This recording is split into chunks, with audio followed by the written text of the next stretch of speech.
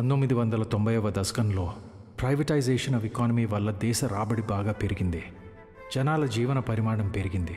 చదువు అనేది ఒక నిత్యావసరంగా మారింది. ఇంజనీరింగ్, ఎంబీబీఎస్ లాంటి ప్రొఫెషనల్ కోర్సులకి డిమాండ్ బాగా పెరిగింది.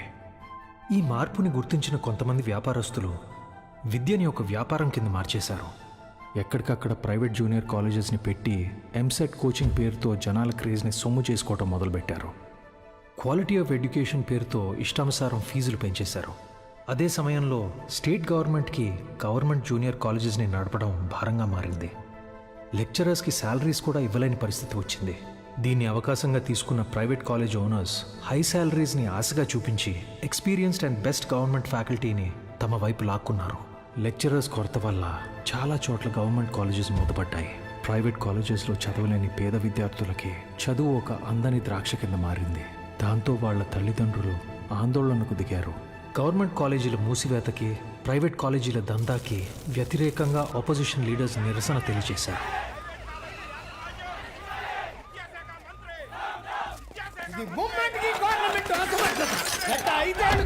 ప్రైవేట్ కాలేజీల దందా విచ్చలవిడి శృంగారంలా నడుస్తోంది. నా చదువు మొత్తం 5,000 ఫినిష్ అయింది. శ్రీనివాస్ త్రిపాఠి ఎడ్యుకేషనల్ ఇన్స్టిట్యూట్స్ అధినేత, private junior college association president.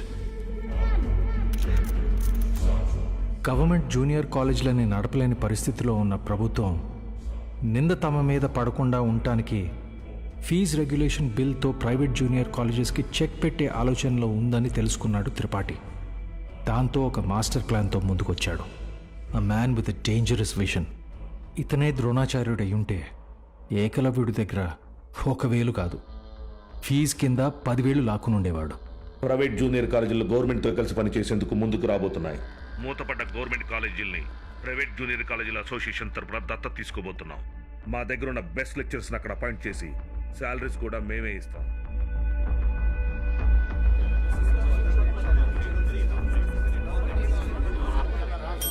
Silence.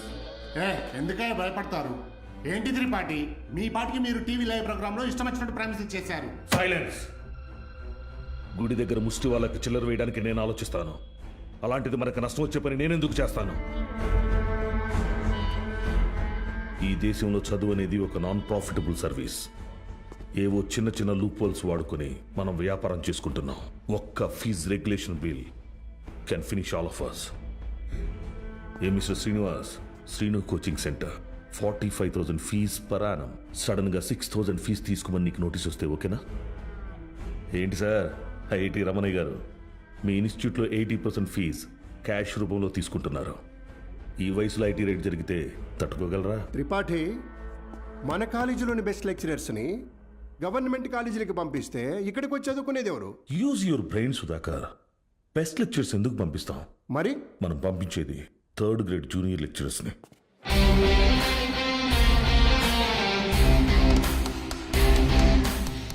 Senior lecturers absent అయినప్పుడు స్టూడెంట్స్కి అటెండెన్స్ తీసుకునే వాళ్ళు, స్టడీ హౌస్లో గైడ్ చూసి డౌట్స్ తీర్చేవాళ్ళు, నైట్ టైం హాస్టల్స్ దగ్గర స్టూడెంట్స్ని కాపలా కాసే వాచ్మెన్ గాళ్ళు. Volleyball bet match sir. ముందు 100 రూపాయలు అన్నారు, ఇప్పుడు 1000 ఇస్తేనే కానీ వెళ్ళను అంటున్నారు సార్.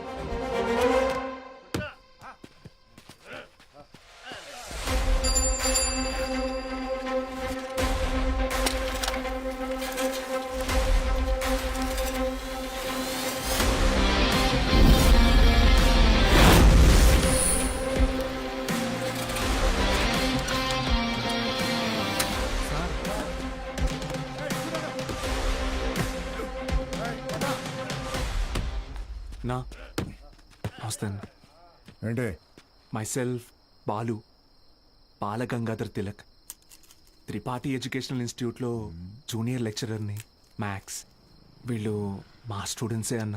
అయితే పిల్లలు తెలియక పందెం కాశారు, మాఫ్ చేయన్నా ప్లీజ్. డబ్బులు ఇచ్చి తీసుకుపో. 1 మినిట్ అన్న. మీ దగ్గర ఎంత ఉందిరా? అది సార్ మొత్తం 100 రూపీస్ ఉన్నాయి సార్.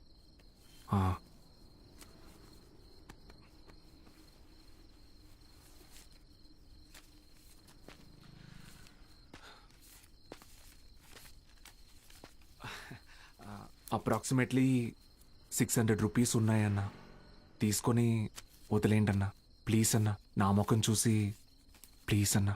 పోరా. థ్యాంక్ యూ అన్నా, లవ్ యూ అన్నా, గుడ్ నైట్ నా. స్టడీ అవర్స్లో చదువుకోకుండా బెట్ మ్యాచ్లు కావచ్చు వచ్చారా? రండి. రే ఆటలు అట్టిపండు, ఓవర్ చేయకు. ఆటలు ఆడుకోండి కాదు సార్, కొట్టేశారు.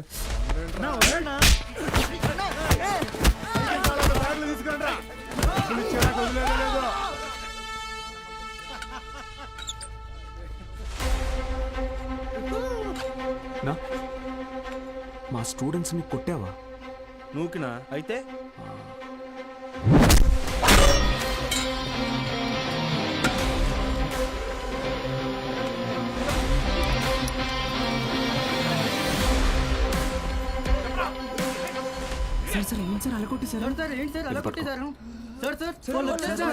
ఇది చాలా జాగ్రత్త.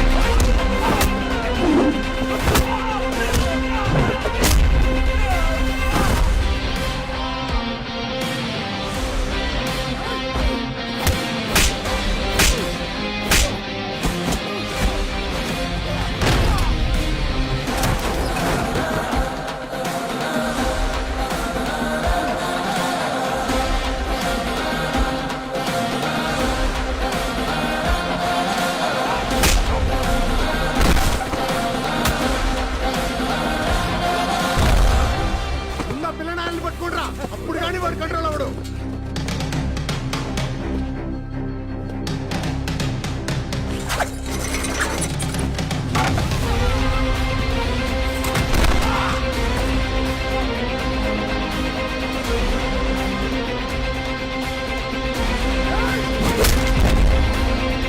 Keshava sir pen.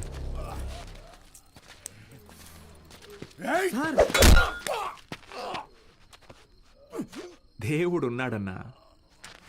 Good morning everyone. మీ అందరినీ సమావేశపరచడానికి ఒక కారణం ఉంది. త్రిపాఠి ఎడ్యుకేషనల్ ఇన్స్టిట్యూషన్స్ తరపున మన స్టేట్లో ఉన్న కొన్ని గవర్నమెంట్ జూనియర్ కాలేజీలని దత్తత తీసుకున్నాం.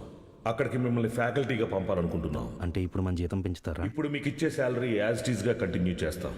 ఒకవేళ మీ పర్ఫార్మెన్స్ బాగుంటే దానికి తగ్గట్టుగా మీకు రివార్డ్ ఇవ్వటం జరుగుతుంది. సార్ రివార్డ్ అంటే ఏమిస్తారు సార్? ఎవరది? Sir sir myself Balagangadhar Tilak అని రివార్డ్ అని చెప్పారు. అది ఎలాంటిదో మాకు కూడా చెప్పారంటే కొంచెం ఎంకరేజింగ్గా ఉంటుంది. ఏం కావాలో నువ్వే చెప్పు. సార్ నిజంగా మా పెర్ఫార్మెన్స్ మీకు నచ్చితే మాకు ప్రమోషన్ ఇవ్వండి సార్.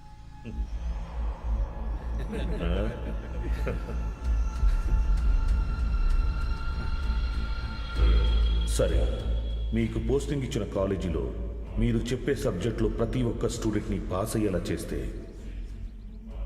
మీకు సీనియర్ లెక్చరర్ పోస్ట్ ఇస్తాను. Okay? Okay sir, super sir, thank you sir. Sir అవసరమా సార్ ఇదంతా? పోయిన నెల నా డ్రైవరు జీతం పెంచకపోతే మానేస్తానని ముందుకేశాడు.